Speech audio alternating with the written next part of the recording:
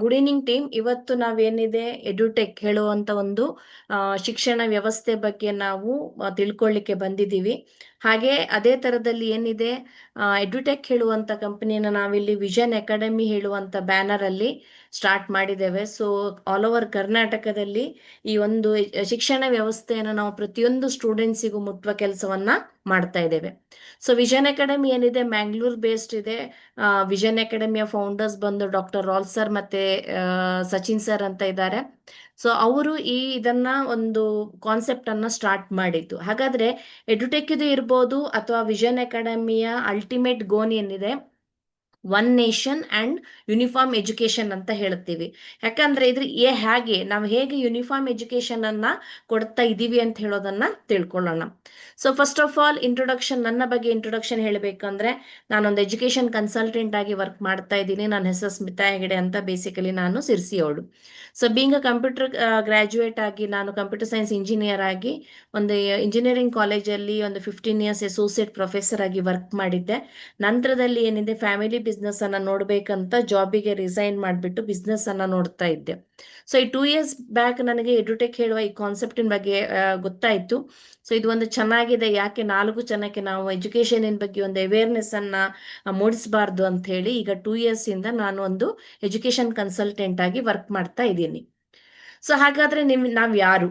ಹಾಗಾದ್ರೆ ನಾವು ಕನ್ಸಲ್ಟೆಂಟ್ ಆಗಿ ಏನ್ ಮಾಡ್ತಾ ಇದೀವಿ ಅಂತಂದ್ರೆ, ನಮ್ಗೆಲ್ಲರಿಗೂ ಗೊತ್ತಿದೆ ಕನ್ಸಲ್ಟೆಂಟ್ ಹತ್ರ ಯಾವಾಗ ಹೋಗ್ತೀವಿ, ಮೇ ಬಿ ಎಜುಕೇಶನ್ ಕನ್ಸಲ್ಟೆಂಟ್ ಇರ್ಬೋದು, ಹೆಲ್ತ್ ಕನ್ಸಲ್ಟೆಂಟ್ ಇರ್ಬೋದು. ಈಗ ಯಾವಾಗ ಹೋಗ್ತೀವಿ ಅಂದ್ರೆ whenever we are having some problem ಅಲ್ವಾ. ಸೊ ನಾವು ನಮ್ಮನ್ನ ಒಂದು ಸೊಲ್ಯೂಷನ್ ಪ್ರೊವೈಡರ್ಸ್ ಅಂತ ಹೇಳ್ತೇವೆ. ಯಾಕೆ ನಾವು ಸೊಲ್ಯೂಷನ್ ಅನ್ನ ಕೊಡ್ತೇವೆ? So we give solution in 2 aspects, ಅಂದ್ರೆ ಲರ್ನಿಂಗಿಗೆ ಹಾಗೆ ಅರ್ನಿಂಗಿಗೆ. ಇದು ಎರಡೂ ತರದಲ್ಲಿ ನಾವು ಸೊಲ್ಯೂಷನ್ ಕೊಡುವ ಕೆಲಸವನ್ನ ಮಾಡ್ತಾ ಇದ್ದೇವೆ. ಹಾಗಾದ್ರೆ ನಾನು ಆಲ್ರೆಡಿ ಹೇಳಿದಾಗೆ ಎಡ್ಯುಟೆಕ್ ಹೇಳುವ ಕಂಪನಿ ಬಗ್ಗೆ ಹೇಳಬೇಕು ಅಂತಂದ್ರೆ, ಇದರ ಬ್ರ್ಯಾಂಡ್ ನೇಮ್ ಬಂದು NKCL ಪ್ರೈವೇಟ್ ಲಿಮಿಟೆಡ್ ಅಂತ ಇದೆ. ಪೂನಾ ಬೇಸ್ಡ್ ಕಂಪನಿ ಇದೆ and fastest growing education platform ಆಗಿದೆ. ಸೊ ಕಂಪ್ನಿಯ MD ಬಂದು ನೀಲೇಶ್ ಖೇಡೇಕರ್ ಸರ್ ಅಂತ ಹೇಳಿ. ಅವರು ಒಂದು ಇಂಜಿನಿಯರಿಂಗ್ ಗ್ರಾಜುಯೇಟ್ ಆಗಿ MBA ಗ್ರಾಜುಯೇಟ್ ಸಹ ಆಗಿದ್ದಾರೆ. ಸೊ ಈ ಒಂದು ಶಿಕ್ಷಣ ವ್ಯವಸ್ಥೆಯಲ್ಲಿ ಒಂದು ಹೊಸ ಕ್ರಾಂತಿಯನ್ನ ತಗೊಂಡ್ ಬರಬೇಕು, ಅಥವಾ ಒನ್ ನೇಷನ್ ಒನ್ ಎಜುಕೇಶನ್ ಅಥವಾ ಯೂನಿಫಾರ್ಮ್ ಎಜುಕೇಶನ್ ಹೇಳುವಂತ ಒಂದು ಕಾನ್ಸೆಪ್ಟ್ ಅನ್ನ ಇವರು ತಗೊಂಡ್ ಬಂದಿದ್ದಕ್ಕೆ ತುಂಬಾ ಸೆಲೆಬ್ರಿಟೀಸ್ ಗಳಿಂದ ಈ ಕಂಪನಿಗೆ ಅವಾರ್ಡ್ಗಳು ಸಿಕ್ಕಿದೆ.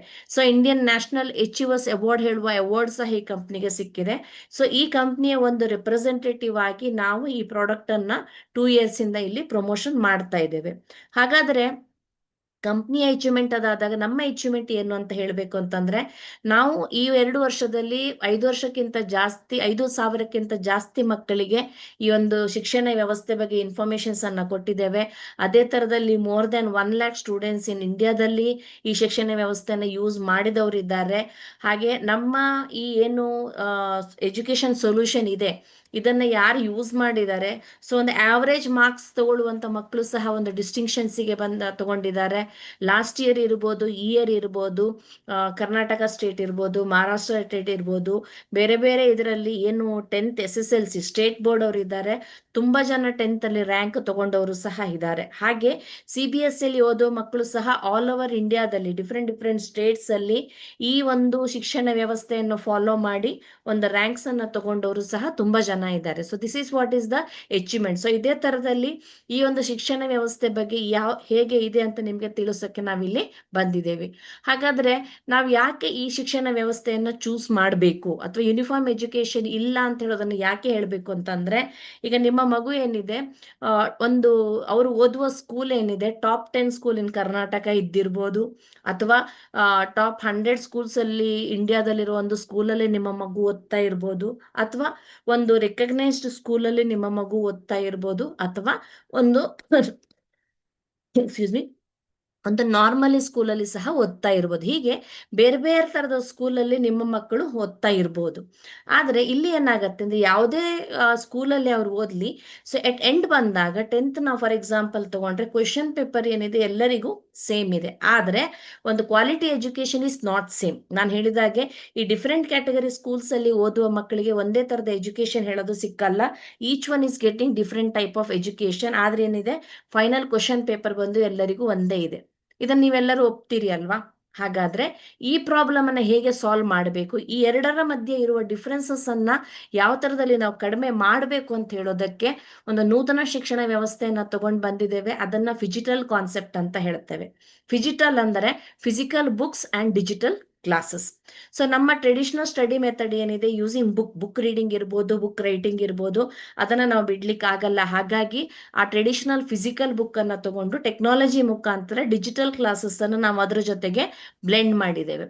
ಸೊ ಇದಕ್ಕೇನ್ ಮಾಡ್ತೀವಿ, ನಾವೊಂದು ಸ್ಮಾರ್ಟ್ ಬುಕ್ ಅಂತ ಕೊಡ್ತೀವಿ. ನಾವು ಕೊಡುವ ಒಂದು ಬುಕ್ ಆದ್ರೂ ಇದು 4 ತರದಲ್ಲಿ ಬುಕ್ ವರ್ಕ್ ಆಗುತ್ತೆ. Revision book, work book, smart book ಮತ್ತೆ ಅಸೆಸ್ಮೆಂಟ್ ಬುಕ್. ಈ ಬುಕ್ ಅನ್ನ ನಾವು 4 ತರದಲ್ಲಿ ಯೂಸ್ ಮಾಡಬಹುದು.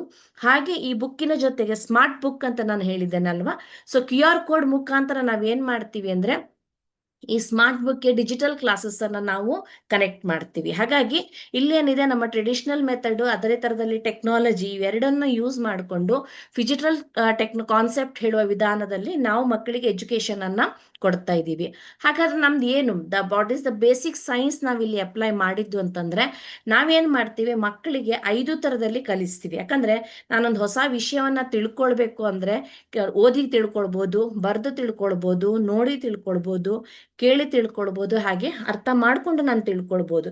ಈಗ ಫಾರ್ ಎಕ್ಸಾಂಪಲ್ ನಾನು ಸಂಗೀತ ಕಲಿಬೇಕು ಅಂದ್ರೆ ಸಂಗೀತನ ನನಗೆ ಓದಿ ಕಲಿಯಕ್ಕಾಗಲ್ಲ. ಸಂಗೀತ ಯಾವಾಗಲೂ ಹೇಗೆ ಕಲಿಬೇಕು, ಕೇಳಿ ಕಲಿಬೇಕಾಗತ್ತೆ. ಆದ್ರೆ ಡ್ರಾಮಾ ಇರ್ಬೋದು, ಆಕ್ಷನ್ ಇರ್ಬೋದು, ಅದನ್ನ ಹೇಗೆ ನಾವು ನೋಡಿ ಕಲಿಬೇಕು ಬಿಟ್ರೆ ಬುಕ್ ಓದಿ ನಮಗೆ ಕಲಿಯಕ್ಕೆ ಬರಲ್ಲ. ಹಾಗೆ ನಾವು ಇಲ್ಲೇನ್ ಮಾಡ್ತೀವಿ ಅಂದ್ರೆ ಈ 5 ತರದಲ್ಲಿ ನಮ್ಗೆ ಏನು ಕಲೀಲಿಕ್ಕೆ ಅವಕಾಶಗಳಿದೆ, ಈ 5 ತರದ ಅವಕಾಶಗಳನ್ನ ನಾವು ಬ್ಲೆಂಡ್ ಮಾಡಿಕೊಂಡು ಒಂದು ಮಕ್ಕಳ ಒಂದು ಪರ್ಮನೆಂಟ್ ಮೆಮೊರಿಯಲ್ಲಿ ಯಾವ ತರದಲ್ಲಿ ಸಬ್ಜೆಕ್ಟ್ ಅನ್ನ ಹೇಳ್ಕೊಡ್ಬೇಕು ಅಂತ ಹೇಳೋದಕ್ಕೆ ಫಿಜಿಟಲ್ ಕಾನ್ಸೆಪ್ಟ್ ಅನ್ನ ನಾವಿಲ್ಲಿ ಅಪ್ಲೈ ಮಾಡಿದ್ದೀವಿ. ಹಾಗಾದ್ರೆ ನಾವು ಕೊಡುವ ಫಿಸಿಕಲ್ ಬುಕ್ ಏನಿದೆ, ನಾನು ಆಲ್ರೆಡಿ ಹೇಳಿದೆ ಸ್ಮಾರ್ಟ್ ಬುಕ್ ಅಂತ ಹೇಳಿದೆ, ಹಾಗೆ ಇದು 4 ತರದಲ್ಲಿ ಸಹ ವರ್ಕ್ ಆಗತ್ತೆ ಅಂತ ಹೇಳಿದೆ. ಸೊ ನಮ್ಮ ಬುಕ್ ಅಲ್ಲಿ ಏನಿದೆ, ನಾವು ಮೇನ್ಲಿ 3 ತರದ QR ಕೋಡ್ ಅನ್ನ ಕೊಡ್ತೀವಿ. ಸೊ ಫಸ್ಟ್ QR ಕೋಡ್ ಏನಿದೆ, ಟು ಅಂಡರ್ಸ್ಟ್ಯಾಂಡ್ ದ ಕಾನ್ಸೆಪ್ಟ್. ಹಾಗೆ ಸೆಕೆಂಡ್ QR ಕೋಡ್ ಏನಿದೆ, ನಾವೇನ್ ಅರ್ಥ ಮಾಡ್ಕೊಂಡಿರ್ತೀವಿ ಅದನ್ನ ಹೇಗೆ ಪ್ರೆಸೆಂಟ್ ಮಾಡಬೇಕು, ಹೇಗೆ ಆನ್ಸರ್ಸ್ ಕೊಡಬೇಕು, ಕ್ವಶನ್ ಆನ್ಸರ್ಸ್ ಅನ್ನ ಹೇಗೆ ಮಾಡಬೇಕು, ಅರ್ಥ ಆಗಿದ್ದನ್ನ ನಾವು ಪ್ರೆಸೆಂಟ್ ಮಾಡೋದಕ್ಕೆ ಪ್ರೆಸೆಂಟಿಂಗ್ ದ ಕಾನ್ಸೆಪ್ಟ್ ಒಂದು QR ಕೋಡ್ ಕೊಡ್ತೀವಿ. ಅದೇ ತರದಲ್ಲಿ ರೆಗ್ಯುಲರ್ ಆಗಿ ನಮ್ಗೆ ಎಷ್ಟು ಸಬ್ಜೆಕ್ಟ್ ಅರ್ಥ ಆಗಿದೆ, ನಮ್ಮನ್ನ ನಾವು ಯಾವ ತರದಲ್ಲಿ ಇವ್ಯಾಲ್ಯೂಯೇಷನ್ ಮಾಡ್ಕೊಳ್ಬೇಕು, ಸೆಲ್ಫ್ ಇವ್ಯಾಲ್ಯೂಯೇಷನ್ಗೆ ಒಂದು QR ಕೋಡ್ ಅನ್ನ ಕೊಡ್ತೀವಿ. ಸೊ ಈ 3 QR ಕೋಡ್ ಬೇಸಿಸಿನ ಮೇಲೆ ನಾವೇನ್ ಮಾಡ್ತೀವಿ ಅಂದ್ರೆ ಈ ಫಿಜಿಟಲ್ ಟೆಕ್ನಾಲಜಿ ಮುಖಾಂತರ ಮಕ್ಕಳಿಗೆ ಒಂದು ಕ್ವಾಲಿಟಿ ಎಜುಕೇಶನ್ ಅನ್ನ ನಾವಿಲ್ಲಿ ಕೊಡ್ತೀವಿ. ಸೊ ಫಸ್ಟ್ QR ಬಂದು ಅಂಡರ್ಸ್ಟ್ಯಾಂಡ್ ದ ಕಾನ್ಸೆಪ್ಟ್ ಅಂತ ಹೇಳ್ತೀವಿ. ಇಲ್ಲಿ ಏನಿದೆ, ಪ್ರತಿಯೊಂದು ಮಕ್ಕಳ ಸ್ಕೂಲ್ ಇದು ಟಾಪಿಕ್ಸ್ ಏನಿದೆ ಅದರ ಇಂಪಾರ್ಟೆಂಟ್ ಪಾಯಿಂಟ್ ಕೊಟ್ಟು ಇಲ್ಲಿ ನೋಡ್ಬೋದು, ವೈ ಡು ವಿ ರೆಸ್ಪೈರ್ ಅಂತ ಹೇಳುವ ಒಂದು ಕಂಟೆಂಟ್ ಇದೆ, ಅದರ ಪಕ್ಕದಲ್ಲಿ ಒಂದು QR ಕೋಡ್ ಇದೆ. ಸೊ ಈ QR ಕೋಡ್ ಅನ್ನ ನಾವು ಕೊಡುವ ಆ್ಯಪ್ನಿಂದ ಸ್ಕ್ಯಾನ್ ಮಾಡಿದಾಗ ಏನಾಗುತ್ತೆ ಅಂದ್ರೆ ಡಿಜಿಟಲ್ ಕ್ಲಾಸ್ ಮುಖಾಂತರ ಟೀಚರ್ ಬಂದು ಆ ಪರ್ಟಿಕ್ಯುಲರ್ ಕಾನ್ಸೆಪ್ಟ್ ಅನ್ನ ಗ್ರಾಫಿಕ್ಸ್ ಮುಖಾಂತರ, ಆನಿಮೇಷನ್ ಮುಖಾಂತರ ಮಕ್ಕಳಿಗೆ ಕ್ಲಿಯರ್ ಆಗಿ ಅರ್ಥ ಆಗುವ ಎಕ್ಸ್ಪ್ಲನೇಷನ್ ಅನ್ನ ಕೊಡ್ತಾರೆ. ಇದು ಏನಿದೆ ಅಂದ್ರೆ, ಯಾವುದೇ ಮಕ್ಕಳಿಗೆ ಸ್ಕೂಲಲ್ಲಿ ಅವರಿಗೆ ಒಂದು ಕ್ವಾಲಿಟಿ ಎಜುಕೇಶನ್ ಸಿಕ್ಕಿಲ್ಲ ಅಂತಂದ್ರೆ ಸ್ಕೂಲಲ್ಲಿ ಏನ್ ಪಾಠ ಮಾಡಿರ್ತಾರೆ ಮನೆಗೆ ಬಂದ ನಂತರದಲ್ಲಿ ಅದೇ ಪಾಠವನ್ನ ಕ್ಲಿಯರ್ ಆಗಿ ಅವರು ರಿಪೀಟೆಡ್ ಆಗಿ ಎಷ್ಟು ಸಲ ಬೇಕಾದ್ರೂ ಕೇಳ್ಬೋದು. ಸೊ ಇದೆಲ್ಲ ಪ್ರೀ ರೆಕಾರ್ಡೆಡ್ ವಿಡಿಯೋ ಇರೋದಕ್ಕೆ 24/7 ಯಾವಾಗ ಬೇಕಾದ್ರೆ ಆಗ ಮಕ್ಕಳು ಅವರಿಗೆ ಡೌಟ್ ಇದ್ದಾಗ ಈ ಪಾಠವನ್ನ ಕೇಳ್ಬೋದು. ಅಂದ್ರೆ ಅವರಿಗೆ ಯಾವ ಸಬ್ಜೆಕ್ಟ್ ಅರ್ಥ ಆಗಿಲ್ಲ ಅದನ್ನ ರಿಪೀಟೆಡ್ ಆಗಿ ನೋಡ್ತಾ, ಹಾಗೆ ವಿಜುವಲೈಸೇಷನ್ ಮಾಡ್ಕೊಳ್ತಾ ಆ ಕಾನ್ಸೆಪ್ಟ್ ಅನ್ನ ಅರ್ಥ ಮಾಡ್ಕೊಳ್ಳಿಕ್ಕೆ ಅವರಿಗೆ ಹೆಲ್ಪ್ ಆಗತ್ತೆ. ಅದೇ ತರದಲ್ಲಿ ಒಂದು second QR code. Second QR code ನಾವು ಯಾಕೆ ಯೂಸ್ ಮಾಡ್ತೀವಿ ಅಂದ್ರೆ, ನಮಗೆ ಏನು ಕಾನ್ಸೆಪ್ಟ್ ಅರ್ಥ ಆಗಿದೆ ಅದನ್ನ ಹೇಗೆ ಪ್ರೆಸೆಂಟ್ ಮಾಡಬೇಕು. ಸೊ ಪ್ರೆಸೆಂಟ್ ಮಾಡೋದಂತ್ರ ಇಲ್ಲಿ ಏನು ಬರುತ್ತೆ, ಈಗ ನಾವು ಏನು ಪಾಠ ಮಾಡ್ತೀವಿ ಅದಕ್ಕೆ ಏನಿದೆ, ನಾವು ಹೇಗೆ ಅದನ್ನ ಪ್ರೆಸೆಂಟ್ ಮಾಡ್ತೀವಿ ಅಂದ್ರೆ ಕ್ವಶನ್ ಆನ್ಸರ್ಸ್ ಮುಖಾಂತರ, ಕೇಳಿದ ಕ್ವಶನ್ಸ್ಗೆ ನಾವು ಆನ್ಸರ್ ಕೊಡೋ ಮುಖಾಂತರ ನಾವು ಕಲಿತ ಸಬ್ಜೆಕ್ಟ್ ಅನ್ನ ಪ್ರೆಸೆಂಟ್ ಮಾಡ್ತೀವಿ. ಇಲ್ಲಿ ಏನ್ ಮಾಡ್ತೀವಿ, ಮಕ್ಕಳಿಗೆ ಪ್ರತಿಯೊಂದು ಪಾಠದ ಮೇಲೆ ಏನಿದೆ ಮಲ್ಟಿಪಲ್ ಕ್ವಶನ್ಸ್ ಅನ್ನ ಕೊಡ್ತೀವಿ. ಪ್ರತಿ ಕ್ವಶನ್ ಪಕ್ಕದಲ್ಲೂ ಒಂದು QR ಕೋಡ್ ಇರುತ್ತೆ. ಇದನ್ನ ಸ್ಕ್ಯಾನ್ ಮಾಡಿದಾಗ ಟೀಚರ್ ಬಂದು ಈ ಪ್ರಶ್ನೆಗೆ ಉತ್ತರವನ್ನ ಹೇಗೆ ಬರೀಬೇಕು ಅಂತ ಹೇಳಿಕೊಡ್ತಾರೆ. ನಾವು ಈ ಪ್ರಶ್ನೆಗೆ ಈ ಉತ್ತರ ಅಂತ ಹೇಳಿಕೊಡಲ್ಲ. ಈ ಪ್ರಶ್ನೆಗೆ ಸ್ಟೂಡೆಂಟ್ ಸ್ವಂತವಾಗಿ ಆನ್ಸರ್ ಬರೀಬೇಕು ಅಂದ್ರೆ ಅವರಿಗೆ ಬೇಸಿಕಲಿ ಏನ್ ಗೊತ್ತಿರಬೇಕು ಹೇಳೋ ಕಾನ್ಸೆಪ್ಟ್ ಇಂದ ಎಕ್ಸ್ಪ್ಲನೇಷನ್ ಅನ್ನ ಮಾಡ್ತೀವಿ. ಆಗ ಏನಾಗತ್ತೆ ಅಂದ್ರೆ ಪ್ರತಿಯೊಂದು ಕ್ವಶನ್ಗೆ ನಾನು ಹೇಗೆ ಪ್ರೆಸೆಂಟ್ ಮಾಡ್ಬೇಕು, ಈ ಕ್ವಶನ್ ಕೇಳಿದ್ರೆ ಹೇಗೆ ಆನ್ಸರ್ ಮಾಡ್ಬೇಕು ಅಂತ ಹೇಳೋದನ್ನ ಸ್ಟೂಡೆಂಟು ಕಲಿತಾ ಹೋಗ್ತಾರೆ. ಹಾಗೆ ಅದೇ ತರದಲ್ಲಿ ಇನ್ನೊಂದು ಏನಾಗತ್ತೆ ಅಂದ್ರೆ ತುಂಬಾ ಜನ ಮಕ್ಕಳಿಗೆ ಏನಾಗತ್ತೆ ಟೈಮ್ ಮ್ಯಾನೇಜ್ಮೆಂಟ್ ಪ್ರಾಬ್ಲಮ್ ಇರುತ್ತೆ ಎಕ್ಸಾಮ್ ಅಲ್ಲಿ. ಸಬ್ಜೆಕ್ಟ್ ಅನ್ನ ಕಲ್ತಿರ್ತಾರೆ, ಎಕ್ಸಾಮ್ ಅಲ್ಲಿ ಆನ್ಸರ್ಸ್ ಅನ್ನ ಬರೆಯುವಾಗ ಅದನ್ನ ಪ್ರೆಸೆಂಟ್ ಮಾಡುವಾಗ 2 ಮಾರ್ಕ್ಸ್ ಸಿಗಾದ್ರೆ ಎಷ್ಟು ಬರಿಬೇಕು, 3 ಮಾರ್ಕ್ಸ್ ಸಿಗಾದ್ರೆ ಎಷ್ಟು ಬರಿಬೇಕು, 5 ಮಾರ್ಕ್ಸ್ ಸಿಗಾದ್ರೆ ಎಷ್ಟು ಬರಿಬೇಕು ಹೇಳೋ ಒಂದು ಕನ್ಫ್ಯೂಷನ್ ಅಲ್ಲಿ ಇರ್ತಾರೆ. ಹಾಗಾಗಿ ಈ ನಮ್ಮ ವರ್ಕ್ ಬುಕ್ ಏನ್ ಮಾಡುತ್ತೆ ಅಂದ್ರೆ ಡಿಪೆಂಡಿಂಗ್ ಆನ್ ದ ಗ್ಯಾಪ್ ನಾವು ಕೊಟ್ಟಿದ್ರ ಪ್ರಕಾರ ಮಕ್ಕಳು ಯಾವ ಪ್ರಶ್ನೆಗೆ ಎಷ್ಟು ಉತ್ತರ ಬರಿಬೇಕು ಹೇಳೋದನ್ನ ಕಲ್ತ್ಕೊಳ್ತಾರೆ. ಅದೇ ತರದಲ್ಲಿ ಅವರ ಕಲ್ತ ನಾಲೆಜ್ ಅನ್ನ ಎಕ್ಸಾಮ್ ಅಲ್ಲಿ ಪ್ರೆಸೆಂಟ್ ಮಾಡ್ಲಿಕ್ಕೆ ಟೈಮ್ ಮ್ಯಾನೇಜ್ಮೆಂಟ್ ಏನಿದೆ ಅದನ್ನ ಕಲ್ತ್ಕೊಳ್ತಾರೆ. ಸೊ ಈ QR ಕೋಡ್ ಏನಿದೆ ಮಕ್ಕಳಿಗೆ ಅವರು ಕಲ್ತ ಸಬ್ಜೆಕ್ಟ್ ಅನ್ನ ಕ್ವಶನ್ ಆನ್ಸರ್ ವಿಧಾನದಲ್ಲಿ ಹೇಗೆ ಬರಿಬೇಕು, ಎಷ್ಟು ಬರಿಬೇಕು, ಯಾವ ತರದಲ್ಲಿ ಬರಿಬೇಕು, ಎಷ್ಟು ಕಂಟೆಂಟ್ ಅನ್ನ ಡಿಪೆಂಡಿಂಗ್ ಆನ್ ದ ಮಾರ್ಕ್ಸ್ ಎಷ್ಟು ಕಂಟೆಂಟ್ ಅನ್ನ ಬರೀಬೇಕು, ಈ ಎಲ್ಲವನ್ನು ಈ ಸೆಕೆಂಡ್ QR ಕೋಡ್ ಏನಿದೆ ಮಕ್ಕಳಿಗೆ ಹೆಲ್ಪ್ ಮಾಡುತ್ತೆ. ಹಾಗೆ ಅದೇ ತರದಲ್ಲಿ ಮೂರನೇದು ಬಂದು third QR code is for the self evaluation. So ನಾವಿಲ್ಲಿ ಪ್ರತಿ ಚಾಪ್ಟರ್ ಎಂಡ್ ಅಲ್ಲಿ ಇನ್ನೊಂದು QR ಕೋಡ್ ಇರುತ್ತೆ. ಇದನ್ನ ಸ್ಕ್ಯಾನ್ ಮಾಡಿದಾಗ ಏನಾಗುತ್ತೆ ಅಂದ್ರೆ ಟೀಚರ್ ನಮಗೆ ಈ ಪರ್ಟಿಕ್ಯುಲರ್ ಟಾಪಿಕ್ಕಿನ ಮೇಲೆ ಒಂದು ಟೆಸ್ಟ್ ಓಪನ್ ಆಗುತ್ತೆ. ಸೊ ಈ ಟೆಸ್ಟ್ ಓಪನ್ ಆದಾಗ ಸ್ಟೂಡೆಂಟ್ ಯಾವಾಗ ಈ ಟೆಸ್ಟ್ ಅನ್ನ ಬರೀತಾ ಹೋಗ್ತಾರೆ ಅವರವರನ್ನ ಸೆಲ್ಫ್ ಇವ್ಯಾಲ್ಯೂಯೇಷನ್ ಮಾಡ್ಕೊಳ್ಬಹುದು, ಅವ್ರಿಗೆ ಓದಿದ ಎಷ್ಟು ನೆನಪಿದೆ ಅಥವಾ ಎಷ್ಟು ಯಾವುದರಲ್ಲಿ ಡೌಟ್ ಇದೆ ಅಂತ. ಇದೇ ತರದಲ್ಲಿ ಇದೇನಾಗತ್ತೆ ಅಂದ್ರೆ ಪೇರೆಂಟಿಗೆ ಸಹ ಒಂದು ಮೆಜರಿಂಗ್ ಟೂಲ್ ಆಗತ್ತೆ. ಸೊ ನಮ್ಮ ಮಕ್ಕಳು ಎಷ್ಟು ಸಬ್ಜೆಕ್ಟ್ ಓದಿದ್ದಾರೆ, ಅವರಿಗೆ ಎಷ್ಟು ಅರ್ಥ ಆಗಿದೆ ಅಂತ ಹೇಳೋದನ್ನ ಸೆಲ್ಫ್ ಇವ್ಯಾಲ್ಯೂಯೇಷನ್ ಮಾಡ್ಕೊಳ್ಳಕ್ಕೆ ಈ ಮೂರನೇ QR ಕೋಡ್ ಏನಿದೆ ಹೆಲ್ಪ್ ಆಗತ್ತೆ. ಹಾಗೆ ಅದೇ ತರದಲ್ಲಿ ಇನ್ನೊಂದು ಎಡಿಷನಲ್ ನಾವು ಬೋನಸ್ ಕೊಡ್ತಾ ಇದ್ದೀವಿ ಮಕ್ಕಳಿಗೆ. ಏನ್ ಮಾಡ್ತೀವಿ, ಬ್ಯಾಟಲ್ ಆಫ್ ಬ್ರೈನ್ಸ್ ಅಂತ ಹೇಳಿ. ಸೊ ಸ್ಕೂಲ್ ಅವರಿಗೆ ಸ್ಟಾರ್ಟ್ ಆದ್ಮೇಲೆ ಆನ್ಲೈನ್ ನಲ್ಲಿ ಟೀಚರ್ ಜೊತೆಗೆ ಇಂಟ್ರಾಕ್ಟಿವ್ ಸೆಷನ್ ಅನ್ನ ಮಾಡ್ತೀವಿ. ಇಲ್ಲಿ ಏನ್ ಮಾಡ್ತೀವಿ ಅಂದ್ರೆ KBC ತರದಲ್ಲೇ ಎಜುಕೇಶನ್ ಅನ್ನ ಗೇಮಿಫೈ ಮಾಡ್ತೀವಿ. ಗೇಮಿಫೈಯಿಂಗ್ ದ ಎಜುಕೇಶನ್ ಅಂತ ಹೇಳಿ ಆಲ್ ಓವರ್ ಇಂಡಿಯಾದಲ್ಲಿ ಎಜುಟೆಕ್ ಸ್ಟೂಡೆಂಟ್ಸ್ಗೆ ಕ್ಲಾಸ್ ವೈಸ್ ನಾವೇನ್ ಮಾಡ್ತೀವಿ, ಕ್ವಿಸಸ್ ಅನ್ನ ಕಂಡಕ್ಟ್ ಮಾಡ್ತೀವಿ ಲೈಕ್ ಅ ಗೇಮ್. ಅಲ್ಲಿ ವಿನ್ ಆದವರಿಗೆ ಒಂದು ಪ್ರೈಸ್ ಅನ್ನ ಕೊಡ್ತೀವಿ.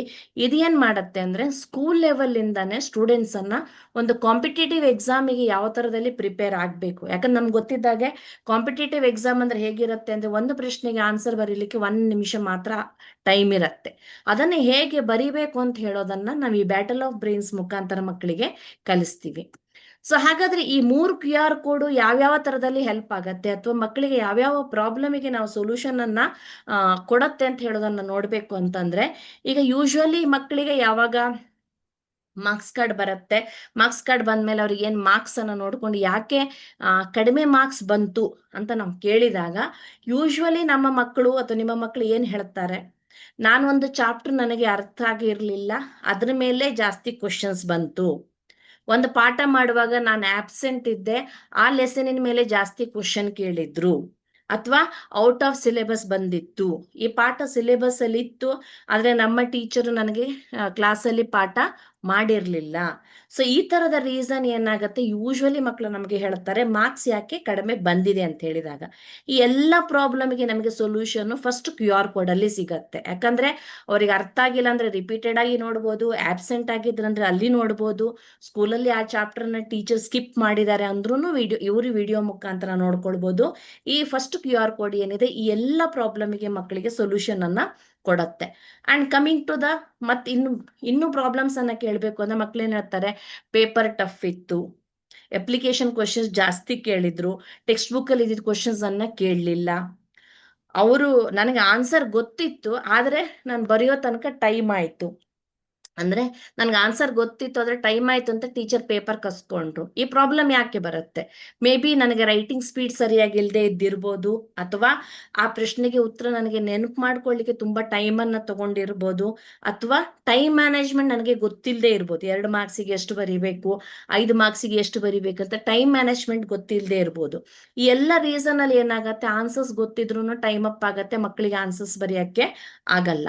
ಇದಕ್ಕೇನಿದೆ, ನಮ್ಮ QR ಕೋಡ್ 2 ಅಂತ ನಾನು ಏನ್ ತೋರಿಸಿದ್ದೆ, ಪ್ರೆಸೆಂಟಿಂಗ್ ದ ಕಾನ್ಸೆಪ್ಟ್ ಅಲ್ವಾ, ಅಲ್ಲಿ ಯಾವಾಗ ಅವರು ಪ್ರಾಕ್ಟೀಸ್ ಮಾಡ್ಕೊಂಡಿರ್ತಾರೆ ಈ ಯಾವುದೇ ಪ್ರಾಬ್ಲಮ್ ಇದ್ರೂ ಈ ಎಲ್ಲ ಪ್ರಾಬ್ಲಮಿಗೂ ನಮ್ದು QR ಕೋಡ್ 2 ದಲ್ಲಿ ಅವರಿಗೆ ಸೊಲ್ಯೂಷನ್ ಸಿಗತ್ತೆ.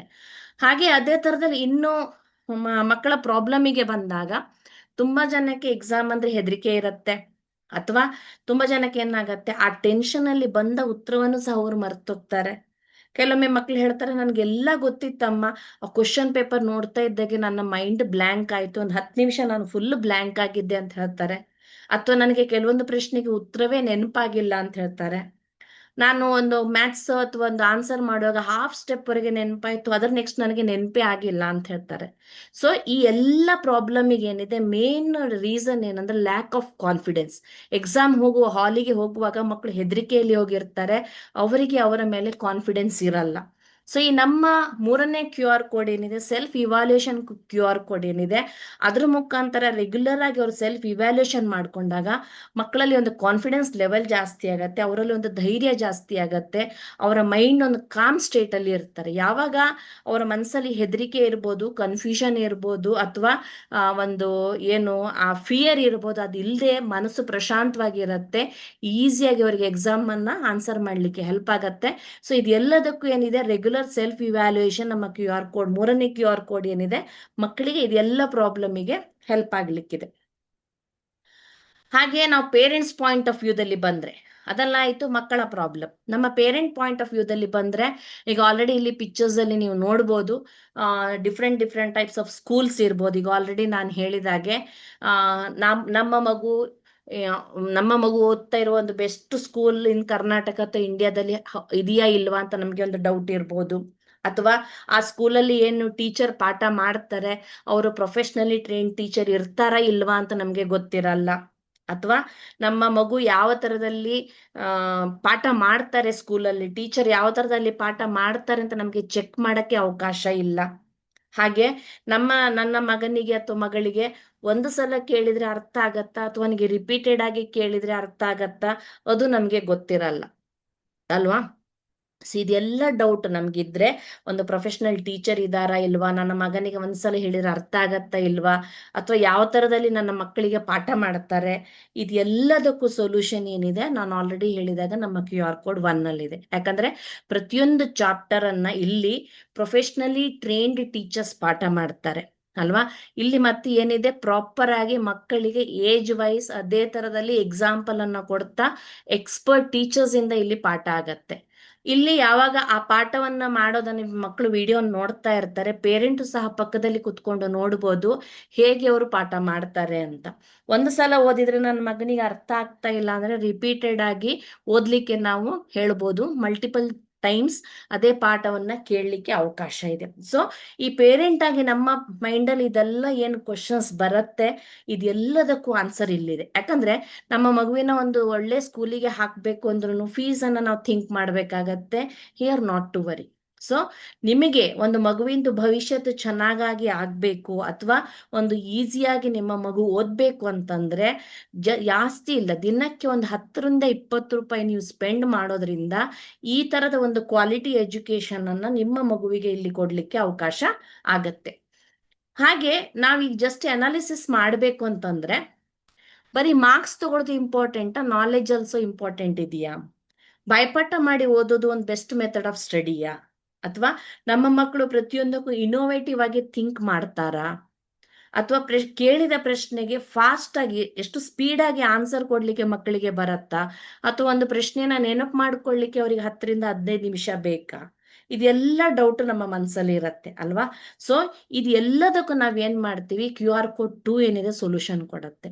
ಇಲ್ಲಿ ನಾವೇನ್ ಮಾಡ್ತೀವಿ, ಮಕ್ಕಳಿಗೆ ನಾಲೆಜ್ ಅನ್ನ ಕೊಡ್ತೀವಿ, ಅವರನ್ನ ಬಾಯ್ಪಾಠ ಮಾಡೋ ಸೆಕ್ಷನ್ ಇಂದ ಹೊರಗಡೆ ತಂದು ಕಾನ್ಸೆಪ್ಟ್ ಲರ್ನಿಂಗ್ ಅನ್ನ ಮಾಡ್ತೀವಿ.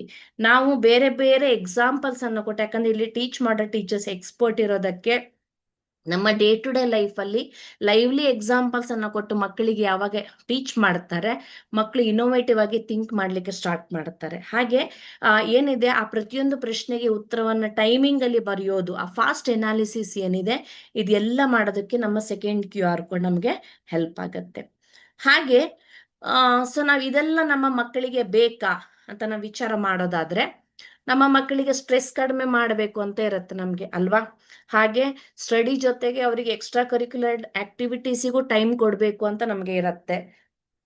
ಹಾಗೆ ಮಕ್ಕಳ ಎಜುಕೇಶನ್ ಅಲ್ಲಿ ನಾನು ಇನ್ವಾಲ್ವ್ ಆಗ್ಬೇಕು, ಇದೇನೋ ನನಗೆ ಗೊತ್ತಿಲ್ಲ ಅಂತ ನಾನು ಸುಮ್ಮನೆ ಇರೋದಲ್ಲ, ನಾನು ಮಕ್ಕಳ ಎಜುಕೇಶನ್ ಅಲ್ಲಿ ಇನ್ವಾಲ್ವ್ ಆಗ್ಬೇಕು ಅಂತ ನಮ್ಗೆ ಇರತ್ತೆ. ಹಾಗೆ ಮಕ್ಕಳು ಹೇಗೆ ಪ್ರೋಗ್ರೆಸ್ ಆಗ್ತಾ ಇದ್ದಾರೆ ರೆಗ್ಯುಲರ್ ಆಗಿ ನಮಗೆ ವಾಚ್ ಮಾಡಬೇಕು ಅಂತ ಇರುತ್ತೆ. ಹಾಗೆ ನಮ್ಮ ಮಕ್ಕಳು ಏನು ಅಚೀವ್ಮೆಂಟ್ ಅನ್ನ ಮಾಡ್ತಾರೆ, ಅವರೊಂದು ಸಕ್ಸಸ್ ಅನ್ನ ತಗೊಂಡಾಗ ಅವರಿಗೆ ಒಂದು ಗಿಫ್ಟ್, ಒಂದು ಅವಾರ್ಡ್ ಕೊಡಬೇಕು ಅಂತನೂ ನಮ್ಮ ಮನಸ್ಸಿಗೆ ಅನ್ಸತ್ತೆ ಅಲ್ವಾ. ಸೊ ಈ ಎಲ್ಲದು ನಮ್ಗೆ ಏನು ಇದು ಬೇಕು ಅಂತ ನಮಗೆ ಅನ್ಸಿದ್ರೆ ಇದೆಲ್ಲದು ನಮ್ಮ QR ಕೋಡ್ 3 ಮತ್ತೆ ಕ್ವಿಜ್ ಇಂದ ನಮ್ಗೆ ಇಲ್ಲಿ ಆನ್ಸರ್ ಹೇಳೋದು ಸಿಗತ್ತೆ. ಸೊ ಇದೆಲ್ಲ ನಮ್ಗೆ ಬೇಕು ಅಂತ ಅನ್ಸಿದ್ರೆ ನಮ್ಮ ಮಕ್ಕಳಿಗೆ ಸ್ಟ್ರೆಸ್ ಕೊಡ್ಲಿಕ್ಕೆ ಬೇಡ, ಎಕ್ಸ್ಟ್ರಾ ಆಕ್ಟಿವಿಟಿ ಕೊಡ್ಲಿಕ್ಕೆ ಬೇಕು, ಅವರ ಪ್ರೋಗ್ರೆಸ್ ಅನ್ನ ನೋಡ್ಲಿಕ್ಕೆ ಬೇಕು, ಅವರ ಅಚೀವ್ಮೆಂಟ್ ಅನ್ನ ರಿಕಗ್ನೈಸ್ ಮಾಡ್ಲಿಕ್ಕೆ ಬೇಕು. ಇದೆಲ್ಲದಕ್ಕೂ ಸಹ ಈ QR ಕೋಡ್ 3 ಇರ್ಬೋದು, ಕ್ವಿಜ್ ಇರ್ಬೋದು, ಇದು ಹೆಲ್ಪ್ ಆಗತ್ತೆ. ಸೊ ಅಲ್ಟಿಮೇಟ್ಲಿ ನಮ್ಮ ವಿಷನ್ ಏನಿದೆ ಅಂದ್ರೆ, ನನಗೇನ್ ಗೊತ್ತಿದೆ ಅದನ್ನ ನಾನು ಕಲಿಸಿದ್ರೆ ಮಕ್ಕಳು ಕಲಿಯಲ್ಲ. ಆದ್ರೆ ಮಕ್ಕಳಿಗೆ ಕನೆಕ್ಟ್ ಆಗ್ಬೇಕು, ಅವರಿಗೆ ನಾನು ಹೇಗೆ ಪಾಠ ಮಾಡಿದ್ರೆ ಅರ್ಥ ಆಗತ್ತೆ ಆ ತರದಲ್ಲಿ ಪಾಠ ಮಾಡಿದಾಗ ಮಾತ್ರ ಮಕ್ಕಳಿಗೆ ಅರ್ಥ ಆಗತ್ತೆ. ಸೊ ಇದೇ ಮೇನ್ ಕಾನ್ಸೆಪ್ಟ್ ಅನ್ನ ನಾವು ಅಪ್ಲೈ ಮಾಡಿದ್ದು. ಇದನ್ನ ನಾವು ಐ ಲೆವೆಲ್ ಟೀಚಿಂಗ್ ಅಂತ ಹೇಳ್ತೀವಿ. ಐ ಲೆವೆಲ್ ಟೀಚಿಂಗ್ ಅಂದ್ರೆ ಮಕ್ಕಳಿಗೆ ಹೇಗೆ ಹೇಳಿದ್ರೆ ಅರ್ಥ ಆಗತ್ತೆ ಅದೇ ತರದಲ್ಲಿ ನಮ್ಮ ಪಾಠಗಳಿರುತ್ತೆ. 6th ಸ್ಟ್ಯಾಂಡರ್ಡ್ ಪಾಠದ ಏನಿದೆ ಅದರ ವೇ ಆಫ್ ಟೀಚಿಂಗ್ ಇರ್ಬೋದು, ಟೀಚರ್ ಮಾತಾಡುವ ಸ್ಪೀಡ್ ಇರ್ಬೋದು, ಟೀಚರ್ ಯೂಸ್ ಮಾಡುವ ಇಂಗ್ಲಿಷ್ ವರ್ಡ್ಸ್ ಇರ್ಬೋದು, ಅದು ಡಿಫ್ರೆಂಟ್ ಇರುತ್ತೆ. ಸೇಮ್ 10th ಕ್ಲಾಸ್ಗೆ ಬಂದಾಗ ಡಿಫ್ರೆಂಟ್ ಇರುತ್ತೆ. ಹಾಗಾಗಿ ಆ ಮೈನ್ಯೂಟ್ ಥಿಂಗ್ಸ್ ಇಂದ ಹಿಡಿದು ನಾವು ಮಕ್ಕಳ ಜೊತೆಗೆ ಕನೆಕ್ಟ್ ಆಗ್ತಾ ಪಾಠ ಮಾಡ್ತಾ ಹೋಗ್ತೇವೆ. ಹಾಗಾಗಿ ಇಲ್ಲಿ ಏನಾಗತ್ತೆ ಅಂದ್ರೆ 100% ಮಕ್ಕಳಿಗೆ ಇಲ್ಲಿ ರಿಸಲ್ಟ್ ತಗೊಳಕ್ಕೆ ತುಂಬಾ ಹೆಲ್ಪ್ ಆಗತ್ತೆ. ಹಾಗೆ ನೆಕ್ಸ್ಟ್ ಬಂದು ನಾವು ಏನೇನ್ ಕೋರ್ಸಸ್ ಅನ್ನ ಕೊಡ್ತೀವಿ. ಸೊ ಏನೇನ್ ಕೋರ್ಸಸ್ ಅನ್ನ ಕೊಡ್ತೀವಿ ಅಂತಂದ್ರೆ, ನಮ್ಮ ಹತ್ರ ಒಂದು ಸಪ್ಲಿಮೆಂಟರಿ ಪ್ಯಾಕೇಜ್ ಅಂತ ಇದೆ 1ರಿಂದ 5ನೇ ಕ್ಲಾಸಿನ ಮಕ್ಕಳಿಗೆ. ಇತ್ತೀಚಿನ ದಿನದಲ್ಲಿ ತುಂಬಾ ಜನ ಪೇರೆಂಟ್ಸ್ ಈ ಪ್ರಾಬ್ಲಮ್ ಅನ್ನ ಫೇಸ್ ಮಾಡ್ತಾರೆ. ನೋಡಿದ್ರಿ ಅಲ್ವಾ, ಏನ್ ಪಿಕ್ಚರ್ ಇದೆ ಅದರಲ್ಲಿ? ಮಕ್ಕಳು ಮೊಬೈಲಿಗೆ, ಗ್ಯಾಜೆಟ್ಗೆ ಎಡಿಕ್ಟ್ ಆಗ್ತಾರೆ. ಸೊ ಇದರಿಂದ ಹೊರಗಡೆ ತಗೊಂಡ್ ಬರ್ಬೇಕು ಅಂತಂದ್ರೆ ಈ ತರ ಪ್ರಾಬ್ಲಮ್ ಇರೋ ಪ್ರತಿಯೊಂದು ಪೇರೆಂಟಿಗೂ ನಮ್ಮ ಸಪ್ಲಿಮೆಂಟರಿ ಪ್ಯಾಕೇಜ್ ಏನಿದೆ ಇದು ಹೆಲ್ಪ್ ಆಗ್ಲಿಕ್ಕಿದೆ. ಹಾಗೆ 6ನೇ ಕ್ಲಾಸಿಂದ 8ನೇ ಕ್ಲಾಸ್ ಮಕ್ಳು ಇರ್ಬೋದು, 9th ಅಥವಾ 10th ಮಕ್ಳಿಗೆ ಇರ್ಬೋದು, ಮ್ಯಾಥ್ಸ್ ಮತ್ತೆ ಸೈನ್ಸ್ ಪ್ಯಾಕೇಜ್ ಕೊಡ್ತೀವಿ. ಅದ್ರ ಜೊತೆಗೆ ವೇದಿಕ್ ಮ್ಯಾಥ್ಸ್ ಫ್ರೀ ಕೋರ್ಸಸ್ ಕೊಡ್ತೀವಿ. 9th to 10th computer courses ಅನ್ನ ಫ್ರೀ ಆಗಿ ಕೊಡ್ತೀವಿ. ಸೊ ನಮ್ಗೆ ಏನಿದೆ, ನಮ್ಮ ಮಕ್ಕಳು ಏನು ಡ್ರೀಮ್ ಕಾಣ್ತಾರೆ, ನಾನು ದೊಡ್ಡವನಾದ್ಮೇಲೆ ಏನ್ ಆಗ್ಬೇಕು ಅಂತ, ಒಂದು ಸ್ಪೋರ್ಟ್ಸ್ ಮ್ಯಾನ್ ಆಗ್ಬೇಕಾ, ಡಾಕ್ಟರ್ ಆಗ್ಬೇಕಾ, ಇಂಜಿನಿಯರ್ ಆಗ್ಬೇಕಾ, ಸೈಂಟಿಸ್ಟ್ ಆಗ್ಬೇಕಾ, ಏನು ನಮ್ಮ ಮಕ್ಕಳ ಡ್ರೀಮ್ ಇರತ್ತೆ ಅದನ್ನ ನಾವು ಫುಲ್ಫಿಲ್ ಮಾಡಬೇಕು ಅಂತಂದ್ರೆ ಜಸ್ಟ್ ಕೇವಲ ದಿನಕ್ಕೆ ಒಂದು 10ರಿಂದ 20 ರೂಪಾಯಿ ನಾವು ಸ್ಪೆಂಡ್ ಮಾಡೋದ್ರಿಂದ ಅವರ ಕನಸು ಏನಿದೆ ಅದನ್ನ ನನಸು ಮಾಡ್ಲಿಕ್ಕೆ ನಮಗೆ ಇಲ್ಲಿ ಅವಕಾಶ ಆಗತ್ತೆ. ಹಾಗೆ ಅದೇ ತರದಲ್ಲಿ ಜನರಲೈಸ್ಡ್ ಕೋರ್ಸಸ್ ಇದೆ, spoken English, MS Office, advance Excel ಮತ್ತೆ ಭಗವದ್ಗೀತಾ. ಸೊ ಇದೇನಿದೆ ಪ್ರತಿಯೊಂದು ಪೇರೆಂಟಿಗೂ ಸ್ಪೋಕನ್ ಇಂಗ್ಲಿಷ್ ಹೆಲ್ಪ್ ಆಗ್ಬೋದು, ಪ್ರತಿಯೊಂದು ಬಿಸ್ನೆಸ್ ಮಾಡೋರಿಗೆ MS Office, advance Excel help ಆಗತ್ತೆ. ಸೊ ಅದೇ ತರದಲ್ಲಿ ಏನಿದೆ, ಮಕ್ಕಳಿಗೆ ನಾವು ಏನು ಶೈಕ್ಷಣಿಕ ಶಿಕ್ಷಣದ ಜೊತೆಗೆ ಒಂದು ಮೌಲ್ಯ ಶಿಕ್ಷಣವನ್ನು ಕೊಡಬೇಕು, ಅವರ ಲೈಫನ್ನು ಅವ್ರು ಯಾವ ತರದಲ್ಲಿ ಲೀಡ್ ಮಾಡಬೇಕು, ಅವರು ಆ ಒಂದು ಡಿಪ್ರೆಷನ್ ಹ್ಯಾಂಡ್ಲಿಂಗ್ ಇರ್ಬೋದು, ಅಥವಾ ಗ್ರಾಟಿಟ್ಯೂಡ್ ಫೀಲಿಂಗ್ ಇರ್ಬೋದು, ಅಥವಾ ಸ್ಟ್ರೆಸ್ ಮ್ಯಾನೇಜ್ಮೆಂಟ್ ಇರ್ಬೋದು, ಯಾವ ತರದಲ್ಲಿ ಮಕ್ಕಳು ಮಾಡ್ಕೊಳ್ಬೇಕು ಅಂತಿದ್ರೆ ಮಕ್ಕಳಿಗೆ ಅಷ್ಟೇ ಅಲ್ಲ ನಮಗೆ ನಾವು ಸಹ ಕಲ್ತ್ಕೊಳ್ಬೇಕು ಅಂತಂದ್ರೆ ಭಗವದ್ಗೀತೆಯನ್ನು ಸಹ ನಾವೊಂದು ಎಜುಕೇಶನ್ ಪ್ಯಾಕೇಜಿನ ಹಾಗೆ ಕೊಡ್ತಾ ಇದ್ದೀವಿ. ಸೊ ಆಲ್ರೆಡಿ ನಾನು ಹೇಳಿದಾಗ ಈ ಕಂಪ್ನಿ ಬಗ್ಗೆ ತೋರಿಸಿದಾಗ ಹೇಳಿದ್ದೆ ಏನೇನು ಅಚೀವ್ಮೆಂಟ್ ಬಂದಿದೆ, ರಿಕಗ್ನಿಷನ್ ಸಿಕ್ಕಿದೆ ಅಂತ. ಅದೇ ತರದಲ್ಲಿ ಏನು ಭಗವದ್ಗೀತೆ ಪ್ಯಾಕೇಜ್ ಅನ್ನು ನಾವು ಪ್ರಮೋಟ್ ಮಾಡ್ತಾ ಇದ್ದೀವಿ. ಇಲ್ಲಿರೋ ಯಾರ ಹೆಸರನ್ನು ನಾನು ಹೇಳ್ಬೇಕಂತ ಇಲ್ಲ, ಯಾಕಂದ್ರೆ ನಿಮ್ಗೆಲ್ಲರೂ ನೋನ್ ಪರ್ಸನ್ಸ್ ಇದ್ದಾರೆ.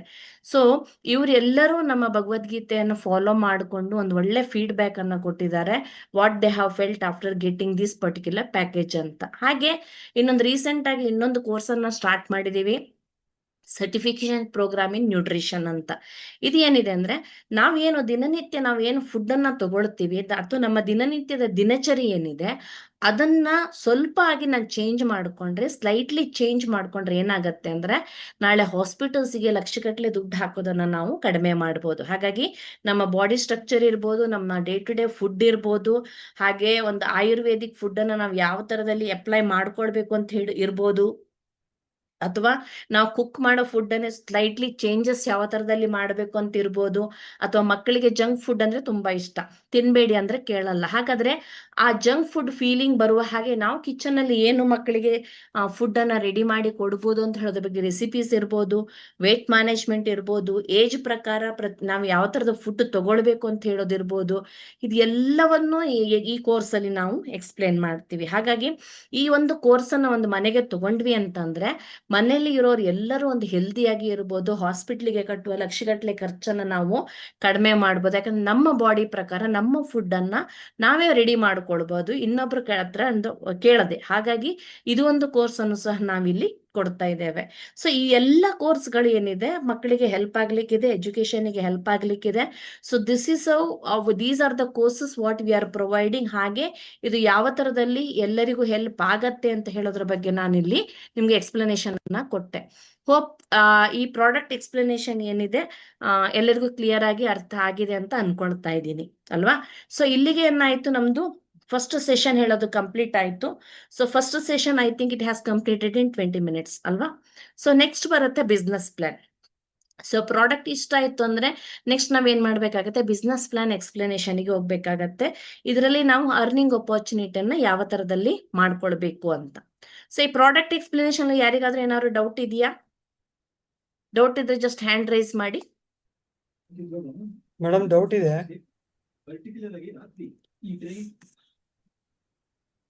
ಹೇಳಿ ಸರ್. ಸರ್ ಈಗ ಜಸ್ಟ್ ಬಿಫೋರ್ ಮೀಟಿಂಗ್ ಒಂದು ಪ್ಲಾನ್ ಕೊಟ್ಟೆ, ಅಲ್ಲಿ ಅವ್ರು ಕೇಳ್ತಾ ಇರೋದು ಇದು syllabus only question and answers ಇರುತ್ತಾ ಅಥವಾ different types of methods of question and answers ಇರುತ್ತಾ ಅಂತ ಒಂದು ಪ್ರಶ್ನೆ.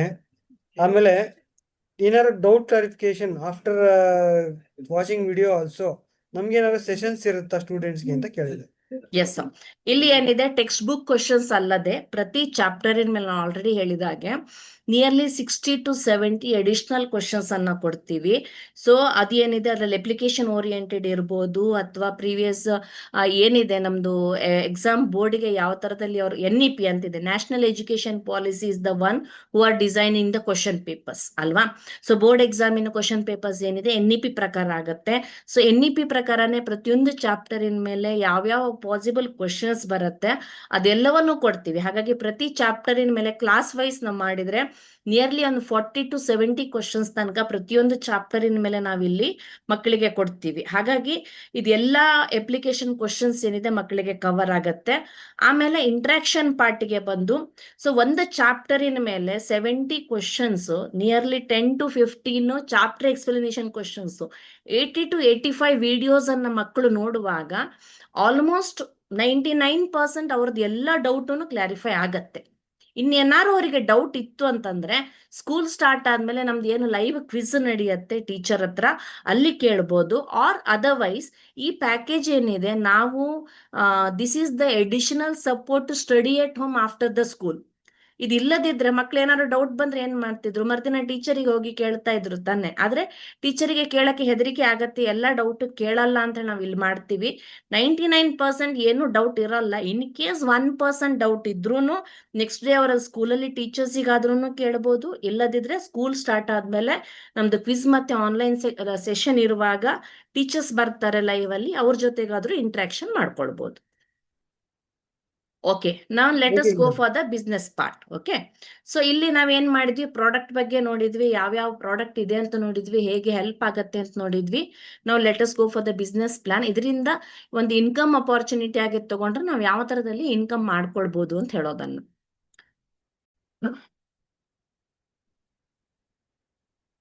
ಓಕೆ, ಸೊ ಇದನ್ನ ನಾವೊಂದು ಬಿಸ್ನೆಸ್ ಅಪಾರ್ಚುನಿಟಿ ಆಗಿ ತಗೊಳ್ತೀವಿ ಅಂತಂದ್ರೆ ಏನಿದೆ, ಫಸ್ಟ್ ನಾವೊಂದು ಸೈನ್ ಅಪ್ ಆಗ್ಬೇಕು. ನಂತರದಲ್ಲಿ ನಮಗೆ ಯಾವ ಕೋರ್ಸ್ ಬೇಕು ನಮ್ಮ ಫ್ಯಾಮಿಲಿಗೆ ಆ ಕೋರ್ಸ್ ಅನ್ನ ತಗೊಳ್ಬಹುದು. ತಗೊಂಡ ನಂತರದಲ್ಲಿ ನಮ್ಮ ಪಾನ್ ಕಾರ್ಡು ಮತ್ತೆ ಏನ್ ಆಧಾರ್ ಕಾರ್ಡ್ ಅಲ್ಲಿ KYC ಡೀಟೇಲ್ಸ್ ಏನ್ ಕೇಳತ್ತೆ ಅದನ್ನ ಅಪ್ಡೇಟ್ ಮಾಡಿಕೊಂಡು ಜಸ್ಟ್ ರೆಫರ್ ಮಾಡ್ತಾ ಹೋದಾಗೆ ನಾವಿಲ್ಲಿ ಇನ್ಕಮ್ ಅನ್ನ ತಗೊಳ್ತಾ ಹೋಗ್ಬೋದು. So before going to the business plan, ಈಗ ನಾವು ಒಂದು ಇನ್ಕಮ್ ಅನ್ನ ಮಾಡ್ಕೊಳ್ಬೇಕು ಅಂತಂದ್ರೆ 3 ಆಪ್ಷನ್ ಇದೆ ನಮಗೆ. ಒಂದು ಜಾಬ್ ಇದೆ, ಒಂದು ಸೆಲ್ಫ್ ಎಂಪ್ಲಾಯ್ಮೆಂಟ್ ಇದೆ, ಹಾಗೆ ಒಂದು ಬಿಸ್ನೆಸ್ ಇದೆ. ಸೊ ಈ 3 ತರದ ಇನ್ಕಮ್ ಅಲ್ಲಿ ನಾವು ಎಡ್ಯುಟೆಕ್ ಇಂದ ಏನ್ ಮಾಡ್ತೀವಿ ಅಂದ್ರೆ it is not a job. ಇಲ್ಲಿ ಸೆಲ್ಫ್ ಎಂಪ್ಲಾಯ್ಮೆಂಟ್ ಅಥವಾ ಬಿಸ್ನೆಸ್ ಅಪಾರ್ಚುನಿಟಿ, ಈ 2 ವಿಧದಲ್ಲಿ ನಮಗೆ ಇನ್ಕಮ್ ಅನ್ನ ಮಾಡ್ಕೊಳ್ಳಿಕ್ಕೆ ಅವಕಾಶ ಇದೆ.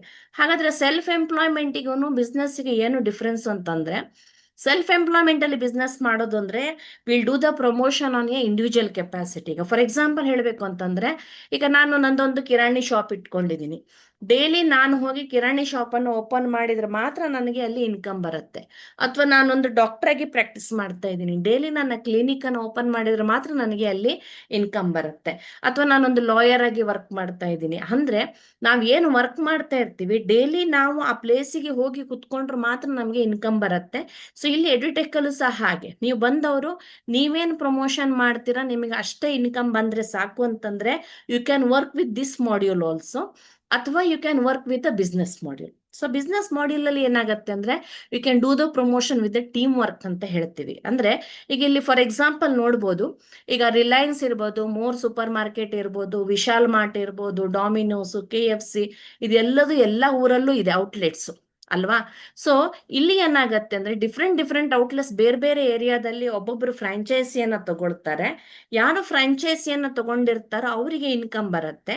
ಅದ್ರ ಜೊತೆಗೆ ಮೇನ್ ಓನರ್ಸ್ ಯಾರಿರ್ತಾರೆ, ಕಂಪ್ನಿಯ ಓನರ್ಸ್ ಯಾರಿರ್ತಾರೆ, ಅವರಿಗೆ ಸಹ ಪಾರ್ಟ್ ಆಫ್ ದ ಇನ್ಕಮ್ ಹೋಗುತ್ತೆ. ಸೊ ಇಲ್ಲಿ ಏನಿದೆ, for example more super market is doing the business by having number of franchises in the different cities ಅಲ್ವಾ.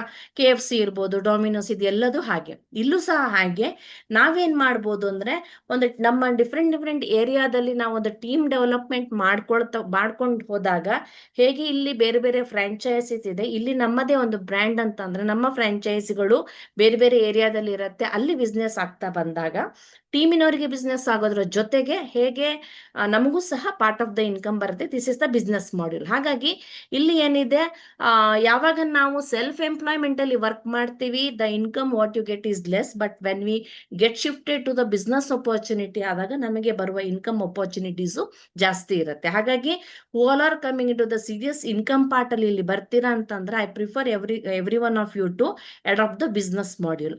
ಹಾಗಾದ್ರೆ ಇಲ್ಲಿ ಕಂಪ್ನಿ ಏನ್ ಮಾಡುತ್ತೆ ಅಂದ್ರೆ ಮೇನ್ಲಿ ನಮ್ಗೆ 2 ತರದ ಇನ್ಕಮ್ ಕೊಡುತ್ತೆ. ಒಂದು ಇನ್ಸ್ಟಂಟ್ ಇನ್ಕಮ್ ಅಂತ ಹೇಳ್ತೀವಿ, ಇನ್ನೊಂದು ಮಂತ್ಲಿ ಇನ್ಕಮ್.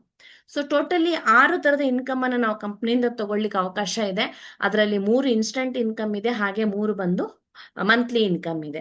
ಹಾಗಾದ್ರೆ ಈ ಇನ್ಕಮ್ ಅನ್ನ ಯಾವ ತರದಲ್ಲಿ ತಗೊಳ್ಬೇಕು ಅಂತ ನೋಡ್ಬೇಕು ಅಂತಂದ್ರೆ first type of instant income.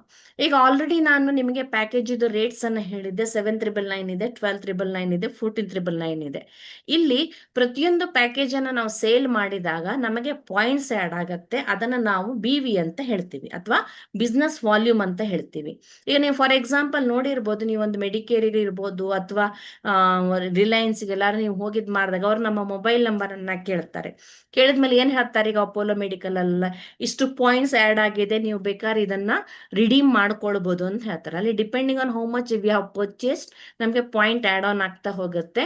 ಇಲ್ಲೂ ಹಾಗೆ ನಾವು ಎಷ್ಟು ಸೇಲ್ ಮಾಡ್ತಾ ಹೋಗ್ತೀವಿ, depending on which package you are doing the sale, the points will be get added on to your account. ಅದನ್ನ ನಾವು BV ಅಥವಾ ಬಿಸ್ನೆಸ್ ವಾಲ್ಯೂಮ್ ಅಂತ ಹೇಳ್ತೀವಿ. ಸೊ ಈ ಫಸ್ಟ್ ರೆಫರಲ್ ಇನ್ಕಮ್ ಅಂದ್ರೆ ಏನಿದೆ ಅಂದ್ರೆ 7,999 ಯಾವುದೇ ಒಂದು ಪ್ಯಾಕೇಜ್ ಅನ್ನ ನಾವು ಡೈರೆಕ್ಟ್ ಆಗಿ ರೆಫರ್ ಮಾಡಿದ್ವಿ ಅಂತಂದ್ರೆ ನಮಗೆ 500 rupees ಬರುತ್ತೆ.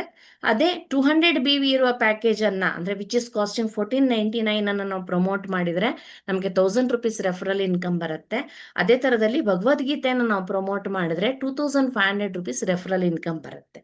So this is equal to the self employment. ಇಲ್ಲಿ ಏನಿದೆ, ನಾನು ಹೋಗಿ ಎಷ್ಟು ಸೇಲ್ ಮಾಡ್ತೇನೆ ಆ ಸೇಲಿನ ಪ್ರಕಾರ ನನಗೆ ಡೈರೆಕ್ಟ್ ರೆಫರಲ್ ಇನ್ಕಮ್ ಹೇಳೋದು ಬರ್ತಾ ಹೋಗುತ್ತೆ.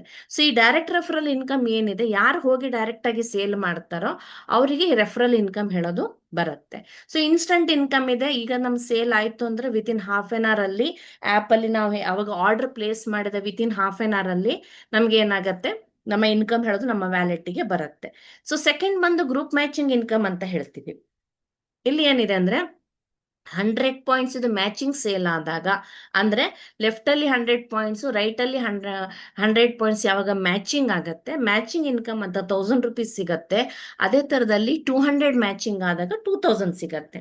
ಇಲ್ಲಿ ನಾನು ಸೆಲ್ಫ್ ಎಂಪ್ಲಾಯ್ಮೆಂಟ್ ಅಲ್ಲಿ ಹೋಗ್ತೀನಿ ಅಂದ್ರೆ ಇಂಡಿವಿಜುವಲ್ ಆಗಿ ನಾನು ಒಂದೊಂದು ಪೇರ್ ಆಫ್ ಸೇಲ್ ಮಾಡ್ತಾ ಹೋದಾಗ ಡಿಪೆಂಡಿಂಗ್ ಆನ್ 100 ಪಾಯಿಂಟ್ಸ್ 200 ಪಾಯಿಂಟ್ಸ್ ಇದ ಪೇರ್ ಮಾಡ್ತಾ ಹೋದಾಗ 1000 rupees ಅಥವಾ 2000 rupees ಹೇಳೋದು ನಮ್ಗೆ ಬರ್ತಾ ಹೋಗುತ್ತೆ. ಅದನ್ನೇ ಅಂದ್ರೆ ಜಸ್ಟ್ ಪೇರ್ ಆದಾಗ ಇಲ್ಲಿ ನೋಡ್ಬೋದು 7,999 ಒಂದು ಪೇರಿಗೆ 1000, 14,999 ಒಂದು ಪೇರ್ ಆದ್ರೆ 2000, ಈ ತರದಲ್ಲಿ. ಇಲ್ಲಿ ಏನಿದೆ ಅಂದ್ರೆ ನಮಗೆ ಪರ್ ಮಂತ್ 9 lakhs ತನಕ ಇನ್ಕಮ್ ಮಾಡ್ಕೊಳ್ಳಿಕ್ಕೆ ಅವಕಾಶ ಇದೆ. ಅಂದ್ರೆ ಪರ್ ಡೇ 30,000 ತನಕ ಇನ್ಕಮ್ ಮಾಡ್ಕೊಳ್ಳಿಕ್ಕೆ ಅವಕಾಶ ಇದೆ, provided you are joining at 14,999 package. ನೀವೊಂದು 7,999 ಪ್ಯಾಕೇಜ್ ತಗೊಂಡು ಜಾಯ್ನ್ ಆಗ್ತಾ ಇದ್ದೀರಾ, 100 BVಯಲ್ಲಿ ನೀವು ಡಿಸ್ಟ್ರಿಬ್ಯೂಟರ್ ಆಗಿ ಜಾಯ್ನ್ ಆಗ್ತಾ ಇದ್ದೀರಾ ಅಂತಂದ್ರೆ ಪರ್ ಡೇ 10,000 ಅಂದ್ರೆ ಮಂತಿಗೆ ನಿಮಗೆ 3 lakhs ಮಾತ್ರ ತಗೊಳ್ಳಿಕ್ಕೆ ಅವಕಾಶ ಇದೆ. ಸೊ ನೀವು ಇಂಡಿವಿಜುವಲ್ ಆಗಿ ಹೇಗೆ ಸೇಲ್ ಮಾಡ್ತೀರಾ, ಇಂಡಿವಿಜುವಲ್ ಸೇಲ್ ಮಾಡಿದಾಗ ನಾನು ಆಲ್ರೆಡಿ ಹೇಳಿದಾಗ it is equal to self employment ಅಂತ. ನೀವು ಯಾವಾಗ ಬಿಸ್ನೆಸ್ ಮಾಡ್ಯೂಲಿಗೆ ಬರ್ತೀರಾ, so you are joining as a distributor. So ನೀವು ನಿಮ್ಮ ಕೆಳಗಡೆ ಡೈರೆಕ್ಟ್ ಕಸ್ಟಮರಿಗೂ ಸೇಲ್ ಮಾಡ್ಬೋದು. ಅದೇ ತರದಲ್ಲಿ ನೀವು ನಿಮ್ಮ ಕೆಳಗಡೆ ಡಿಸ್ಟ್ರಿಬ್ಯೂಟರ್ಸ್ ಅನ್ನು ಸಹ ಅಪಾಯಿಂಟ್ ಮಾಡ್ಕೊಳ್ಬಹುದು. So the more number of distributors are appointed under you, you will get more income. ಅದೇನಾಗುತ್ತೆ, ಸೇಮ್ ಆಸ್ ಐ ಟೋಲ್ಡ್, ನಿಮ್ಮ ಫ್ರಾಂಚೈಸಿ ತರ ಅಥವಾ ಬಿಸ್ನೆಸ್ ಮಾಡ್ಯೂಲ್ ಅಲ್ಲಿ ನೀವು ವರ್ಕ್ ಮಾಡಿದ ಹಾಗೆ. ಇಲ್ಲಿ ಏನಿದೆ ಅಂದ್ರೆ ಯಾವುದೇ ತರದ ಲಿಮಿಟೇಷನ್ಸ್ ಇಲ್ಲ.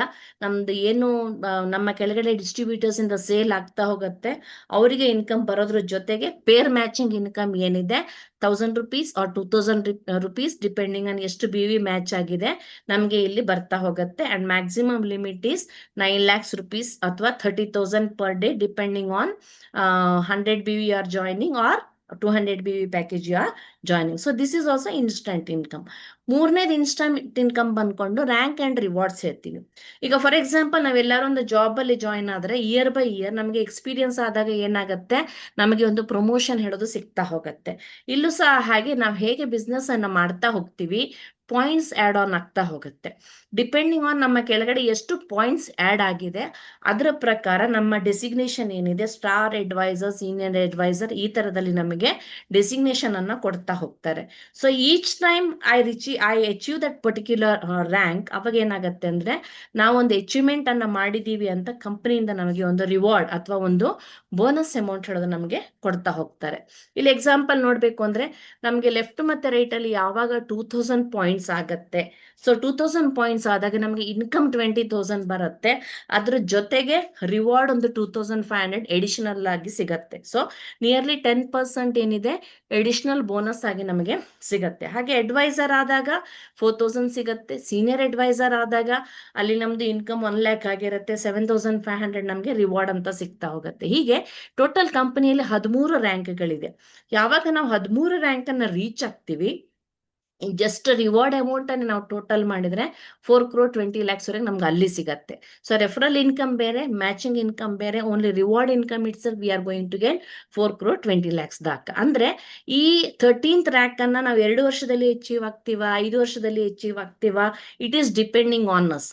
ರ್ಯಾಂಕ್ ಅಚೀವ್ಮೆಂಟ್ ಅಂದ್ರೆ ಏನಿಲ್ಲ, ನಮ್ಮ ಕೆಳಗಡೆ ಅಷ್ಟು ಪಾಯಿಂಟ್ಸ್ ಆಡ್ ಆನ್ ಆಗಬೇಕು. ಪಾಯಿಂಟ್ ಆಡ್ ಆನ್ ಆಗಬೇಕು ಅಂದ್ರೆ ಅಷ್ಟು ಪ್ರಾಡಕ್ಟ್ ಏನಿದೆ ನಮ್ಮ ಕಡೆಯಿಂದ ಇರ್ಬೋದು ಅಥವಾ ನಮ್ಮ ಕೆಳಗಡೆ ಇರುವ ಟೀಮ್ ಮೆಂಬರ್ಸ್ ಇಂದ ಇರ್ಬೋದು, ಪ್ರಮೋಷನ್ ಹೇಳೋದು ಆಗ್ತಾ ಹೋಗ್ಬೇಕಾಗತ್ತೆ. ಸೊ ಈ ಮೂರು ಬಂದ್ ಏನಿದೆ ಇನ್ಸ್ಟಂಟ್ ಇನ್ಕಮ್ ಇದೆ. ಸೊ ಆಮೇಲೆ ನೆಕ್ಸ್ಟ್ ಬಂದ್ ಏನಿದೆ ಮಂತ್ಲಿ ಇನ್ಕಮ್. ಮಂತ್ಲಿಯಲ್ಲಿ ನಾವು ಒಂದು ಬಿಸ್ನೆಸ್ ಡೆವಲಪ್ಮೆಂಟ್ ಬೋನಸ್ ಅಂತ ಹೇಳ್ತೀವಿ.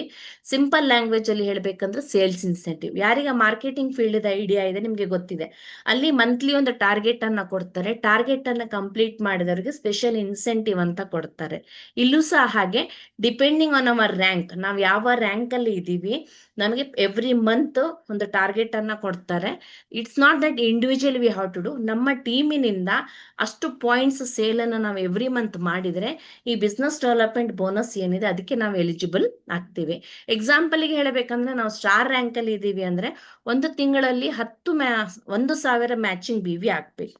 1,000 ಮ್ಯಾಚಿಂಗ್ BV ಅಂದ್ರೆ ಫಾರ್ ಎಕ್ಸಾಂಪಲ್ ಈಗ ನಾನು 10th ಅಥವಾ ನ್ಯೂಟ್ರಿಷನ್ ಕೋರ್ಸೇ ತಗೊಂಡೆ ಅಂತಂದ್ರೆ ಒಂದು ತಿಂಗಳಲ್ಲಿ ನಮ್ಮ ಟೀಮಿನಿಂದ 10 ಸೇಲ್ ಆಗ್ಬೇಕಾಗತ್ತೆ. ಲೆಫ್ಟ್ ಅಲ್ಲಿ 5 ಸೇಲು, ರೈಟ್ ಅಲ್ಲಿ 5 ಸೇಲು. ಯಾವಾಗ ಒಂದು ತಿಂಗಳಲ್ಲಿ 5 ಅಂದ್ರೆ 10 ಸೇಲು ನಮಗೆ ಆಗತ್ತೆ, ನಾವೇನ್ ಮಾಡ್ತೀವಿ ಈ ಇನ್ಸೆಂಟಿವ್ಗೆ ಎಲಿಜಿಬಲ್ ಆಗ್ತೀವಿ. ಇದೇನ್ ಮಾಡತ್ತೆ ಅಂದ್ರೆ ಕಂಪನಿಯ ಮಂತ್ಲಿ ಟರ್ನ್ ಓವರ್ ಅಲ್ಲಿ 1% ಅನ್ನು ತಗೊಂಡು ಯಾರ್ಯಾರು ಸ್ಟಾರ್ ರ್ಯಾಂಕ್ ಅಲ್ಲಿ ಇದ್ದಾರೆ ಅವರಿಗೆ ಈಕ್ವಲ್ ಆಗಿ ಡಿವೈಡ್ ಮಾಡುತ್ತೆ. ಅದೇ ತರದಲ್ಲಿ ಅಡ್ವೈಸರ್ ಮತ್ತೆ ಸೀನಿಯರ್ ಅಡ್ವೈಸರ್ಗೆ again it will take the amount and divide. ಹಾಗೆ ರೀಜನಲ್ ಅಡ್ವೈಸರ್ ಮತ್ತೆ ಝೋನಲ್ ಅಡ್ವೈಸರ್ಗೆ. ಹಾಗೆ ನಾವು ನೆಕ್ಸ್ಟ್ ರ್ಯಾಂಕಿಗೆ ಹೋದಾಗ ರಾಯಲ್ಟಿ ಅಂತ ಹೇಳ್ತೀವಿ. ನೆಕ್ಸ್ಟ್ ರ್ಯಾಂಕ್ ಬಂದು ನಮಗೆ director, regional director, zonal director. ಈ ರ್ಯಾಂಕಿಗೆ ಹೋದಾಗ ನಮಗೆ 1%, 2%, 3% ಹೇಳಿದ್ರೆ ನಮಗೆ ಕಂಪ್ನಿ ಟರ್ನ್ ಓವರ್ ಅಲ್ಲಿ ಸಿಗ್ತಾ ಹೋಗುತ್ತೆ. ಯಾರಿಗೆ ಸಿಗತ್ತೆ ಅಂದ್ರೆ ಈ ಟಾರ್ಗೆಟ್ ಅನ್ನ ಅಚೀವ್ ಮಾಡಿದವರಿಗೆ ಮಾತ್ರ. ಈ ಮಂತ್ ನನಗೆ ಅಚೀವ್ ಮಾಡಕ್ ಆಗಿಲ್ವಾ, ಈ ಮಂತ್ ಬರಲ್ಲ, next time I do it you will get it. So this is the second type of the monthly income. ಮೂರನೇ ಮಂತ್ಲಿ ಇನ್ಕಮ್ ಬಂದು ರೀಪರ್ಚೇಸ್ ಅಂತ ಹೇಳ್ತೀವಿ. ಈಗ ಫಾರ್ ಎಕ್ಸಾಂಪಲ್ ನಾವೊಂದು ಪೇರೆಂಟ್ಗೆ ಕೊಟ್ಟಿದ್ವಿ, 3rd ಸ್ಟ್ಯಾಂಡರ್ಡ್ ಅಲ್ಲಿ ಇರೋ ಮಗುವಿಗೆ ಕೊಟ್ಟಿದ್ವಿ, ಅವರಿಗೆ ಏನಾದ್ರು ಒಂದು ಮಗುವಿನಲ್ಲಿ ಇಂಪ್ರೂವ್ಮೆಂಟ್ ಕಾಣ್ತು ಅಂತಂದ್ರೆ ಅವ್ರು ಆಬ್ವಿಯಸ್ಲಿ 4th ಸ್ಟ್ಯಾಂಡರ್ಡ್ಗೆ ತಗೊಳ್ತಾರೆ, 5th ತಗೊಳ್ತಾರೆ, ಅದೇ ತರದಲ್ಲಿ 10th ಬರೋ ತನಕ ತಗೊಳ್ತಾರೆ. ಪ್ರತಿ ಸಲ ಪೇರೆಂಟ್ ಏನ್ ಮಾಡ್ತಾರೆ, ಅವ್ರು ಪರ್ಚೇಸ್ ಮಾಡುವಾಗ ಅವರು ಎಕ್ಸಿಸ್ಟಿಂಗ್ ಕಸ್ಟಮರ್ ಆಗಿದ್ದಕ್ಕೆ ಅವರಿಗೆ ಏನಾಗುತ್ತೆ 25% ಡಿಸ್ಕೌಂಟ್ ಅಲ್ಲಿ ಪ್ರಾಡಕ್ಟ್ ಹೇಳಿದ್ರೆ ಅವರಿಗೆ ಸಿಗ್ತಾ ಹೋಗುತ್ತೆ. ಹಾಗಾದ್ರೆ ನಮಗೆ ಏನು? ಸೊ ಫಸ್ಟ್ ಟೈಮ್ ನಾವು ಯಾವಾಗ ಸೇಲ್ ಮಾಡಿದಾಗ ನಮಗೆ ರೆಫರಲ್ ಇನ್ಕಮ್ ಹಾಗೆ ಪೇರ್ ಇನ್ಕಮ್ ಬಂತು, ಅದೇ ತರದಲ್ಲಿ ಈಗ ಅವ್ರು ಪ್ರತಿ ವರ್ಷ ರೀಪರ್ಚೇಸ್ ಮಾಡ್ತಾ ಹೋದಾಗ ಸಹ ನಮಗೆ ಇಲ್ಲಿ ಇನ್ಕಮ್ ಬರ್ತಾ ಹೋಗುತ್ತೆ. ಇಲ್ಲಿ ಏನ್ ಮಾಡಿದೆ ಕಂಪ್ನಿ ಕ್ಯಾಲ್ಕುಲೇಷನ್ಗೆ, ಕಂಪ್ನಿಯ ಟೋಟಲ್ ರೀಪರ್ಚೇಸ್ ಟರ್ನ್ ಓವರ್ ಅಲ್ಲಿ 40% ಅಮೌಂಟ್ ಅನ್ನ ತಗೊಂಡು ಈಚ್ ರೀಪರ್ಚೇಸ್ ಮ್ಯಾಚಿಂಗ್ ಎಷ್ಟಾಗತ್ತೆ ಅಂತ ಮ್ಯಾಚಿಂಗ್ ಮಾಡಿ ಕೊಡ್ತಾ ಹೋಗುತ್ತೆ. ಸೊ ಈ ರೀಪರ್ಚೇಸ್ ಇನ್ಕಮ್ ಏನಿದೆ ನಮಗೆ ಫಸ್ಟ್ ಇಯರ್ ಅಲ್ಲಿ ಬರಲ್ಲ, ಸೆಕೆಂಡ್ ಇಯರ್ ಇಂದ ಬರ್ತಾ ಹೋಗುತ್ತೆ. ಸಿಂಪಲ್ ಟು ಸಿಂಪಲ್ ಹೇಳ್ತೀನಿ, ನಮ್ಮ ಕೆಳಗಡೆ ಒಂದು 300 ಸ್ಟೂಡೆಂಟ್ಸ್ ಮ್ಯಾಚಿಂಗ್ ರೀಪರ್ಚೇಸ್ ಆಯ್ತು ಅಂತಂದ್ರೆ ನಮಗೆ ಸ್ಪಾಟ್ ಅಲ್ಲಿ ಮಂತ್ ಅಲ್ಲಿ 9 lakhs rupees ಇನ್ಕಮ್ ಹೇಳೋದು ಬರ್ತಾ ಹೋಗುತ್ತೆ. ಇಲ್ಲಿ ಒಂದು ಕ್ಯಾಲ್ಕುಲೇಷನ್ ಅನ್ನು ಕೊಟ್ಟಿದೀವಿ, ಡಿಪೆಂಡಿಂಗ್ ಆನ್ ಎಷ್ಟು ರೀಪರ್ಚೇಸ್ ಆಗತ್ತೆ ಪರ್ ಪೇರ್ ಇಷ್ಟ ಅಂತ ಹೇಳಿ ನಮಗೆ ರೀಪರ್ಚೇಸ್ ಇನ್ಕಮ್ ಹೇಳೋದು ನಮಗೆ ಇಲ್ಲಿ ಬರ್ತಾ ಹೋಗುತ್ತೆ. ಸೊ ಇದನ್ನು ನಾವು ಯಾವಾಗ ಎವೇಲ್ ಮಾಡ್ಕೊಳ್ತಾ ಹೋಗ್ತೀವಿ, ಇಯರ್ ಬೈ ಇಯರ್ ಏನಾಗತ್ತೆ, ಹೊಸ ಕಸ್ಟಮರ್ ಆಡ್ ಆನ್ ಆಗ್ತಾ ಹೋಗ್ತಾರೆ, ನಂಬರ್ ಆಫ್ ರೀಪರ್ಚೇಸಸ್ ನಮಗೆ ಜಾಸ್ತಿ ಆಗ್ತಾ ಹೋಗುತ್ತೆ. ಇದೇ ತರದಲ್ಲಿ we can go and get the more income. ಹಾಗಾದ್ರೆ ಇದೆಲ್ಲವನ್ನು ಇನ್ಕಮ್ ಮಾಡ್ಕೊಳ್ಬೇಕು ಇನ್ ಡೆಪ್ತ್ ಅಲ್ಲಿ ನನಗೆ ಇನ್ನೂ ಅರ್ಥ ಆಗಿಲ್ಲ, ಹೇಗೆ ಅರ್ಥ ಮಾಡ್ಕೊಳ್ಬೇಕು ಅಂತಂದ್ರೆ ನಾವು ಕಂಪನಿಯಿಂದ ಬೇರೆ ಬೇರೆ ಟ್ರೈನಿಂಗ್ಸ್ ಅನ್ನ ಕಂಡಕ್ಟ್ ಮಾಡ್ತಾ ಇರ್ತೀವಿ. ಆ ಟ್ರೈನಿಂಗ್ಸ್ಗೆ ನೀವು ಅಟೆಂಡ್ ಆಗ್ಬೋದು. ಹಾಗೆ ನಮ್ಮ ಟೀಮಿಗೆ ಜ್ಞಾನವೃಕ್ಷ ಅಂತ ಒಂದು ಯೂಟ್ಯೂಬ್ ಚಾನಲ್ ಸಹ ಇದೆ. ಇದೆಲ್ಲ ಇದಕ್ಕೆ ರಿಲೇಟೆಡ್ ವಿಡಿಯೋಸ್ ಏನಿದೆ ಅದೆಲ್ಲವೂ ಅದರಲ್ಲಿ ಪೋಸ್ಟ್ ಮಾಡಿದ್ದೀವಿ. ಆ ಯೂಟ್ಯೂಬ್ ಚಾನಲ್ಗೆ ಹೋಗಿ ಸಹ ಟೋಟಲ್ ಓವರ್ ಆಲ್ ಇನ್ಫಾರ್ಮೇಶನ್ಸ್ ಅನ್ನ ನೀವು ತಗೊಳ್ಬಹುದು. ಹಾಗಾಗಿ ಇಲ್ಲಿ ಏನಿದೆ, ಹೇಗೆ ಬಿಸ್ನೆಸ್ ಮಾಡಬೇಕು ಅಂತಂದ್ರೆ ಫಸ್ಟ್ ಏನ್ ಮಾಡಬೇಕು ಅಂದ್ರೆ ನಮ್ಮ ಮೇಲೆ ನಾವು ಇನ್ವೆಸ್ಟ್ ಮಾಡ್ಲಿಕ್ಕೆ ಕಲಿಬೇಕು. ಯಾಕಂದ್ರೆ ನನಗೆ ಒಂದು ಸಿಂಪಲ್ ಒಂದು ಅಕೌಂಟೆಂಟ್ ಜಾಬ್ ಬೇಕು ಅಂದ್ರೆ ಬಿ.ಕಾಮ್ ಕಂಪ್ಲೀಟ್ ಮಾಡಬೇಕು. ಸೊ ಬಿ.ಕಾಮ್ ಕಂಪ್ಲೀಟ್ ಮಾಡ್ಬೇಕು ಅಂದ್ರೆ ಚಿಕ್ಕಂದಿನಿಂದ ನಾವು ಹಿಡಿದ್ರೆ ಎಷ್ಟು ವರ್ಷ ಓದ್ಬೇಕು, ನಿಯರ್ಲಿ 15 ವರ್ಷ ಓದಿದ ಮೇಲೆ ನನಗೆ ಒಂದು 10,000 12,000 ಬಿ.ಕಾಮ್ ಇದು ಜಾಬ್, ಒಂದು ಅಕೌಂಟೆಂಟ್ ಜಾಬ್ ಸಿಗತ್ತೆ. ಅದೇ ನಾನು ಸ್ಕೂಲಲ್ಲಿ ಟೀಚರ್ ಆಗ್ಬೇಕಂದ್ರೆ ಡಿಗ್ರಿ ಮಾಡಿ B.Ed ಮಾಡಬೇಕು. ಒಂದು 17 ವರ್ಷ ನಾವು ಟೋಟಲ್ ಸ್ಟಡಿ ಮಾಡಬೇಕು. 17 ವರ್ಷ ಎಜುಕೇಶನ್ ಮುಗಿಸಿದ ಮೇಲೆ ನಮಗೆ ಒಂದು ಟೀಚರ್ ಇದು ಜಾಬ್ ಸಿಗತ್ತೆ. ಅದೇ ತರದಲ್ಲಿ IAS ಇರ್ಬೋದು, IPS ಇರ್ಬೋದು, ಇಂಜಿನಿಯರ್ ಇರ್ಬೋದು, ಪ್ರತಿಯೊಂದಕ್ಕೂ ನಾವು ಏನ್ ಮಾಡ್ಬೇಕಾಗತ್ತೆ, ಕಾಲೇಜಿಗೆ ಸ್ಕೂಲಿಗೆ ಫೀಸ್ ಕೊಟ್ಟು ನಾವು ಅದನ್ನ ಕಲ್ತ್ರೆ ಮಾತ್ರ ನಮ್ಗೆ ಆ ಜಾಬ್ ಸಿಗತ್ತೆ. ಹಾಗೆ ಇಲ್ಲಿ ಸಹ ಈ ಬಿಸ್ನೆಸ್ ಅನ್ನ ಮಾಡ್ಬೇಕು ಅಂದ್ರೆ ಈ ಬಿಸ್ನೆಸ್ ಅನ್ನ ಯಾವ ತರದಲ್ಲಿ ಮಾಡ್ಬೇಕು ಅಂತ ನಾವು ಕಲಿಬೇಕಾಗತ್ತೆ. ಕಲೀಲಿಕ್ಕೇನಿದೆ, ಈ ತರ ಝೂಮ್ ಟ್ರೈನಿಂಗ್ಸ್ ಇರ್ಬೋದು, ಫಿಸಿಕಲ್ ಟ್ರೈನಿಂಗ್ಸ್ ಇರ್ಬೋದು, ಕೆಲವೊಂದು ಫ್ರೀ ಟ್ರೈನಿಂಗ್ ಇರ್ಬೋದು, ಕೆಲವೊಂದು ಪೇಡ್ ಟ್ರೈನಿಂಗ್ ಇರ್ಬೋದು, ಎಲ್ಲದೂ ಇರತ್ತೆ. ನೀವು ಎಷ್ಟು ಟ್ರೈನಿಂಗ್ಸ್ಗೆ ಅಟೆಂಡ್ ಆಗ್ತಾ ಹೋಗ್ತೀರಾ ಅಷ್ಟು ನಿಮ್ಮ ನಾಲೆಜ್ ಜಾಸ್ತಿ ಆಗ್ತಾ ಹೋಗುತ್ತೆ. ನಿಮ್ಮ ನಾಲೆಜ್ ಜಾಸ್ತಿ ಆದಾಗ ಏನಾಗತ್ತೆ, ಅದೇ ಪ್ರಕಾರದಲ್ಲಿ ಇನ್ಕಮ್ ಹೇಳೋದು ನಿಮಗೆ ಬರ್ತಾ ಹೋಗುತ್ತೆ. ಹಾಗಾಗಿ A to Z, from the starting from the raw point till the higher business ಮಾಡ್ಯೂಲ್ಗೆ ಪ್ರತಿಯೊಂದಕ್ಕೂ ಡಿಫ್ರೆಂಟ್ ಸ್ಟೆಪ್ಸ್ ಅಲ್ಲಿ ನಾವು ಟ್ರೈನಿಂಗ್ ಕೊಡ್ತಾ ಇರ್ತೀವಿ, provided you how to attend it and take the advantages. So ಹಾಗಾಗಿ ಈ ಬಿಸ್ನೆಸ್ ಪ್ಲಾನ್ ಏನಿದೆ ಅಥವಾ ಪ್ರಾಡಕ್ಟ್ ಏನಿದೆ ನಿಮಗೆ ತುಂಬಾ ಚೆನ್ನಾಗಿ ಇಷ್ಟ ಆಗಿದೆ ಅಂತ ಅನ್ಕೊಳ್ತೀನಿ. ಇದೇ ತರದಲ್ಲಿ ನೀವು ಮುಂದುವರಿಬೇಕು ಅಂದ್ರೆ ವಿಷನ್ ಅಕಾಡೆಮಿಯಿಂದ ಆಲ್ವೇಸ್ 100% ಸಪೋರ್ಟ್ ಹೇಳೋದು ನಿಮಗೆ ಬೇರೆ ಬೇರೆ ವಿಧದಲ್ಲಿ ಸಿಗ್ತಾ ಹೋಗುತ್ತೆ.